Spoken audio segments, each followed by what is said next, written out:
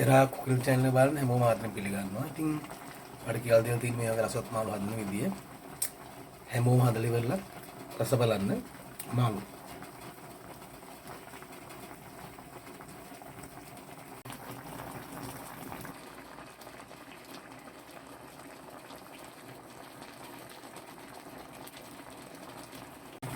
රස බේරෙන රසම රස මාළු කරියක් ඔන්න මං හැදුවා. මේ විදිහට හදන විදිහත් මම ඔයාලට කියලා දෙන්න තියෙන්නේ.